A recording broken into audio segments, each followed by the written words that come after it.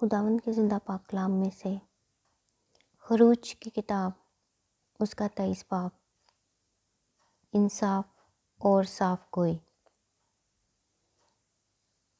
تو جھوٹی بات نہ پھیلانا اور نہ راست گواہ ہونے کے لیے شریروں کا ساتھ نہ دینا، برائی کرنے کے لیے کسی بھیڑ کی پیروی نہ کرنا، اور نہ کسی مقدمہ میں انصاف کا خون کرانے کے لیے بھیڑ کا منہ دیکھ کر کچھ کہنا، اور نہ مقدمہ میں کنگال کی طرف داری کرنا۔ اگر تیرے دشمن کا بیل یا گدھا تجھے بھٹکتا ہوا ملے تو تو ضرور اسے اس کے پاس پھیر کر لے آنا۔ اگر تو اپنے دشمن کے گدھے کو بوجھ کے نیچے دبا ہوا دیکھے اور اس کی مدد کرنے کو جی بھی نہ چاہتا ہو تو بھی ضرور اسے مدد دینا۔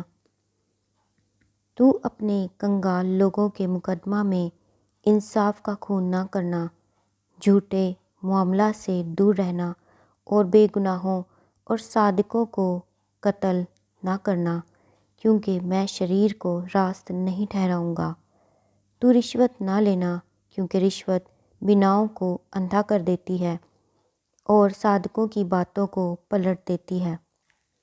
اور پردیسی پر ظلم نہ کرنا، کیونکہ تم پردیسی کے دل کو جانتے ہو، اس لیے کہ تم خود بھی ملک مصر میں پردیسی تھے۔ 7واں سال اور 7واں دن اور 6 برس تک تو اپنی زمین میں بونا اور اس کا غلہ جمع کرنا، پر 7ویں برس اسے یوں ہی چھوڑ دینا کہ پڑی رہے، تاکہ تیری قوم کے مسکین اسے کھائیں، اور جو ان سے بچے اسے جنگل کے جانور چر لیں۔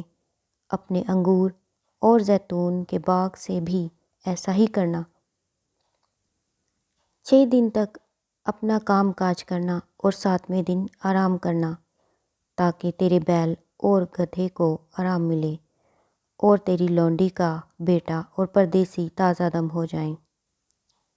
اور تم سب باتوں میں جو میں نے تم سے کہی ہیں ہوشیار رہنا، اور دوسرے معبودوں کا نام تک نہ لینا، بلکہ وہ تیرے منہ سے سنائی بھی نہ دے۔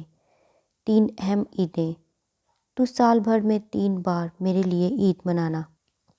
عید فطر کو ماننا، اس میں میرے حکم کے مطابق ابیب مہینے کے مقررہ وقت پر 7 دن تک بے خمیری روٹیاں کھانا، کیونکہ اسی مہینے میں تو مصر سے نکلا تھا، اور کوئی میرے آگے خالی ہاتھ نہ آئے۔ اور جب تیرے کھیت میں جسے تو نے محنت سے بویا پہلا پھل آئے تو فصل کاٹنے کی عید ماننا۔ اور سال کے آخر میں جب تو اپنی محنت کا پھل کھیت سے جمع کرے تو جمع کرنے کی عید منانا۔ اور سال میں 3 مرتبہ تمہارے ہاں کے سب مرد خداوند خدا کے آگے حاضر ہوا کریں۔ تو خمیری روٹی کے ساتھ میرے ذبیحہ کا خون نہ چڑھانا، اور میری عید کی چربی صبح تک باقی نہ رہنے دینا۔ تو اپنی زمین کے پہلے پھلوں کا پہلا حصہ خداوند اپنے خدا کے گھر میں لانا۔ تو حلوان کو اس کی ماں کے دودھ میں نہ پکانا۔ وعدے اور ہدایات۔ دیکھ، میں ایک فرشتہ تیرے آگے آگے بھیجتا ہوں کہ راستہ میں تیرا نگہبان ہو، اور تجھے اس جگہ پہنچا دے جسے میں نے تیار کیا ہے۔ تم اس کے آگے ہوشیار رہنا اور اس کی بات ماننا، اسے ناراض نہ کرنا، کیونکہ وہ تمہاری خطا نہیں بخشے گا، اس لیے کہ میرا نام اس میں رہتا ہے۔